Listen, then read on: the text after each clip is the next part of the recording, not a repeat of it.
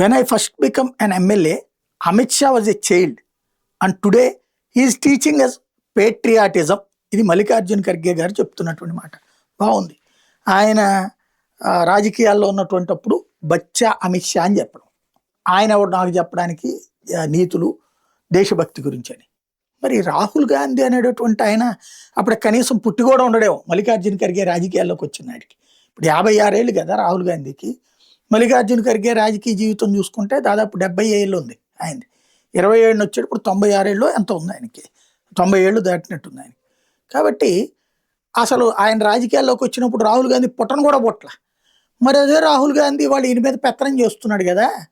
సోనియా గాంధీ కూడా అప్పటికి పుట్టి ఉండదు, అంటే సోనియా గాంధీ పుట్టి ఉంటుంది కానీ ఆవిడికి ఈ లెక్కలు తెలిసి ఉండదు రాజకీయం.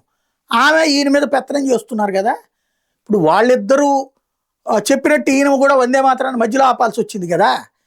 మరి పేట్రియాటిజం గురించి పాఠాలు అమిత్ షా దగ్గర నేర్చుకోనక్కర్లేదు, రాహుల్ గాంధీ సోనియా గాంధీ దగ్గర నేర్చుకోవడం కరెక్టేనా?